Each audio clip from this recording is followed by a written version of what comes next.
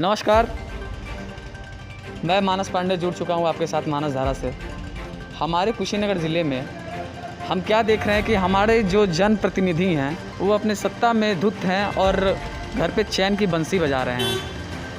हमारे कुशीनगर का जो युवा यूथ है, हमारी युवा यूथ अपने काम के प्रति और अपने जनता के प्रति बहुत ही ज़्यादा संवेदनशील है। इसका उदाहरण आए दिन आप देखते रहते हैं। हमारे ज़िले में कई संस्थाएं चलती हैं जो आजकल के युवा पीढ़ी चलाते हैं।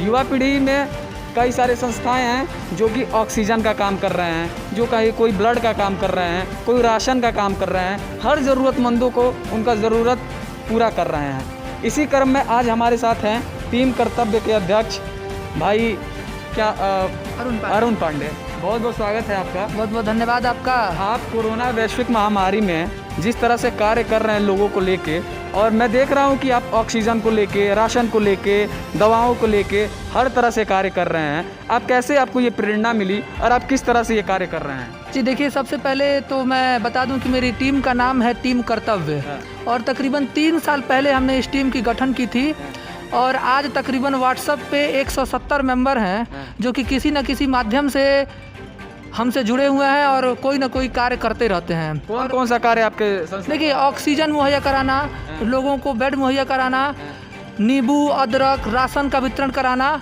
और उसके साथ साथ हम लोग जो है समय समय पे पूरे यूपी में, मैं ज़िले की बात नहीं कर रहा हूँ, पूरे यूपी में हमारे संस्था काम करती है और पूरे यूपी में हम लोग जो है बेड की व्यवस्था करवाते हैं, ऑक्सीजन की व्यवस्था करवाते हैं और राशन का जो वितरण है पूरे ज़िले में यदि किसी को ज़रूरत पड़ती है तो हम लोग उसका पूरा वितरण करवाते हैं। तो ये जो इसका फंडिंग होता है ये अपने माध्यम से या फिर आम जन के माध्यम? जी देखिए, मैंने आपको बताया कि व्हाट्सएप पे टोटल 170 मेंबर जुड़े हुए हैं और ग्राउंड लेवल पे 20 मेंबर काम करते हैं। तो उन्हीं मेंबरों से पैसा इकट्ठा करके जो है हम लोग अपना कार्य करते हैं।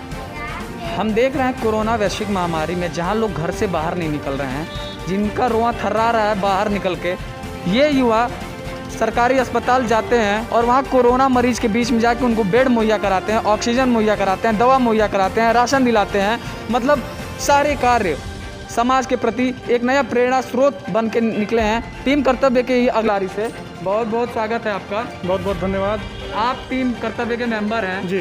तो टीम कर्तव्य का न्यू जो आप लोग रखे, क्या सोच के रखे, क्या आपके मन में आया कि मुझे ये संस्था ज्वाइन करना चाहिए, मैं दूसरों की मदद करूंगा? किस तरह से आप प्रेरित हुए? पहले हम लोग अपने पर्सनल स्तर पे, छोटे स्तर पे हम लोग मदद करते थे।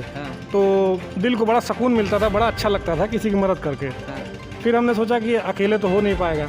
फिर हम लोगों ने टीम कर्तव्य बनाई और उसको ज्वाइन किया और टीम कर्तव्य के साथ मिल के बड़े पैमाने पे अब जिला स्तर पे और फिर उसको प्रदेश स्तर पे हम लोग ले जा रहे हैं। और हम लोग देख रहे हैं कि जो हमारे जनप्रतिनिधि हैं, जिनको हमने चुनाव जिताया है, हमारे जो सांसद हैं, विधायक हैं, MLC हैं, ये लोग बहुत उदासीन हैं। इन लोगों के पास पावर भी है, पैसा भी है, सब कुछ है, लेकिन उसके बाद भी ये लोग एकदम उदासीन हैं। ये देख के हम लोग को बड़ा कष्ट हुआ। उसके बाद हम लोग अपने हिसाब से हम लोग आपस में कंट्रीब्यूट करके दवा की व्यवस्था, अपने जो जानने वाले हैं, जिनका भी कॉल आता है हमारे पास, उनको ऑक्सीजन की व्यवस्था और उनको राशन की व्यवस्था। अभी आप देख रहे हैं लॉकडाउन चल रहा है, करीब 1 महीने से लॉकडाउन है और जो डेली कमाने खाने वाले जो गरीब तबके के लोग हैं, ज़रूरतमंद लोग हैं, उन लोगों को बहुत दिक्कत हो रही है। उन लोगों को अपना घर चलाने में और बच्चों को खिलाने में बहुत दिक्कत हो रही है। तो उसके लिए हम लोगों ने ये प्लान किया। हम लोग का 3 चरण हो चुका है इस लॉकडाउन में राशन के वितरण का। हम लोग आपस में टीम में ही, हमारे टीम के जो लोग हैं, आपस में ही हम लोग पैसे की व्यवस्था करते हैं और चावल और आटा और सरसों का तेल, जरूरी सुविधाएं जो होते हैं, आलू, प्याज, ये सब चीज़ हम लोग लेके और बांटते हैं। और हमारी टीम की विचारधारा ये है कि किसी को भी हम लोग ले जाके सामान दें तो उसकी फ़ोटो नहीं लेते हैं हम लोग, ताकि हम लोग को ऐसा लगता है कि अगर हम किसी को दे के उसकी फ़ोटो लेते हैं तो उसको शर्मिंदगी होती है। हमारी टीम का जो नंबर है, टोल फ्री नंबर है, हमारी टीम के अध्यक्ष जी हैं, इनके पास कॉल आती है। कोई भी इंसान बेझिझक कॉल करे, गोपनीय तरीके से हम लोग उसकी मदद करेंगे बिना उसका कोई फ़ोटो लिए। जनप्रतिनिधि सत्ता में धुत हैं। जनप्रतिनिधि जो हमारे हैं वो जनता को अपने हाल पे छोड़ दिए हैं। जनता जिए मरे, जनप्रतिनिधि से इसको कोई मतलब नहीं है, सिर्फ और सिर्फ उनको अपने सत्ता से मतलब है।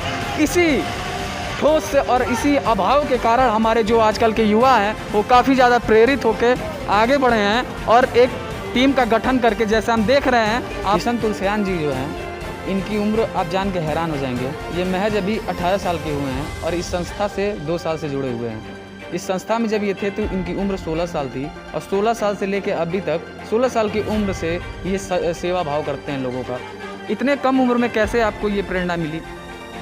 मैं जब 2018 में इस संस्था से जुड़ा था तो मतलब मैं देखा कि लोग गरीबी का स्तर, ज़रूरतमंद असहायों के तक लोग मदद तो करते थे, समाजसेवी संस्थाएं मदद तो करती थी, पर कभी ऐसा नहीं होता था कि समाजसेवी संस्था अगर मदद 1 रुपये की करती थी तो वो क्रेडिट 3 रुपये का लेती थी।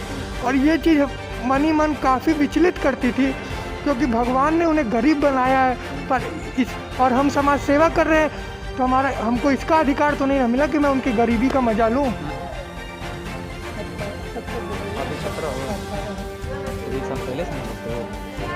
किशन तुलसियान जी जो हैं, इनकी उम्र आप जान के हैरान हो जाएंगे। ये महज अभी 18 साल के हुए हैं और इस संस्था से 2 साल से जुड़े हुए हैं। इस संस्था में जब ये थे तो इनकी उम्र 16 साल थी और 16 साल से लेकर अभी तक 16 साल की उम्र से ये सेवा भाव करते हैं लोगों का। इतने कम उम्र में कैसे आपको ये प्रेरणा मिली? मैं जब 2018 में इस संस्था से जुड़ा था तो मतलब मैं देखा कि लोग गरीबी का स्तर, ज़रूरतमंद असहायों के तक लोग मदद तो करते थे, समाजसेवी संस्थाएं मदद तो करती थी, पर कभी ऐसा नहीं होता था कि समाजसेवी संस्था अगर मदद 1 रुपये की करती थी तो वो क्रेडिट 3 रुपये का लेती थी। और ये चीज़ मन ही मन काफ़ी विचलित करती थी, क्योंकि भगवान ने उन्हें गरीब बनाया है, पर और हम समाज सेवा कर रहे हैं तो हमको इसका अधिकार तो नहीं मिला कि मैं उनकी गरीबी का मजा लूँ। तो उस विचारों से प्रभावित होकर मैंने देखा कि टीम कर्तव्य एक संस्था चल रही है, और चूँकि उस संस्था को फिर हमने ज्वाइन किया, संस्था बीच में काफ़ी निष्क्रिय भी हुई, तो लोग हमसे पूछने लगे कि आपकी टीम टूट गई क्या अभी, आपकी टीम टूट गई क्या। फिर हमने संस्था को अपने बल पे, हमारे बड़े भाई अरुण पांडे जी, शैब भाई, मैं, शुभम भाई, सब ने मिल कर के संस्था को उठाया। फिर हमने एक अपना माइंडसेट बना लिया कि अगर हम जहाँ तक पहुँच सकते हैं हम वहाँ तक पहुँचेंगे। हम बता देते हैं, हम लोग जितने लोग भी इस संस्था में हैं, ना हमारे पास कोई राजनीतिक संरक्षण है, ना हमारे पास कुछ है, फिर भी हम लोग निस्वार्थ भाव से लगे हुए हैं।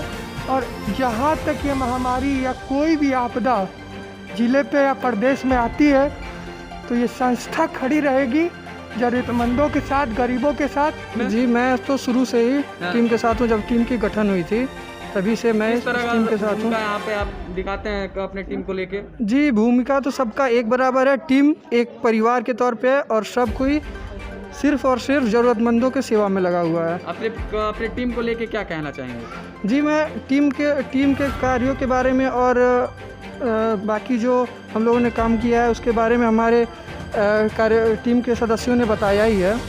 परंतु मैं ये कहना चाहता हूँ कि सबसे बड़ी बात है कि सेवा जो है वो एक संगठन है। सेवा, अगर हम किसी ज़रूरतमंद की सेवा करते हैं तो वो एक तरह से भगवान की सेवा के बराबर है, क्योंकि भगवान हमसे कुछ अपेक्षा नहीं रखते हैं। वो बस ये अपेक्षा रखते हैं कि हम जिस काबिल हैं, अगर हमारे पास कुछ अधिक है तो हम ज़रूरतमंदों तक उसको साझा कर सकें। बहुत बड़ी बात। सेवा करने के लिए हमें किसी भगवान, किसी खुदा या किसी मजहब में हर तरह से आप भगवान के रूप में आप एक गरीब परिवार को देख सकते हैं। और इसी क्रम में मैं दिखाना चाहूँगा कि इनके घर के बाहर ये लोग गरीब ज़रूरतमंद लोग एक उम्मीद लेके बैठे हुए हैं, जिनका ये लोग पालन पोषण करते हैं। नमस्कार, आप देख रहे हैं मानस धारा। आपके साथ मैं हूं Hasnain Ansari. City defence academy के संचालक अभिषेक श्रीवास्तव और पप्पू के संस्था सिटी डिफेंस एकेडमी के द्वारा परसौनी कला में सेवा कार्य किया गया। इस सेवा कार्य को सफल बनाने के लिए विशेष रूप से अनुराग मिश्रा, सुरेंद्र गौतम, भैया प्रांजल यादव, प्रिंस मधेसिया एवं भाई रत्नेश यादव आदि सम्मिलित हुए, जिसमें असहाय लोगों को जरूरी राशन मुहैया कराया गया।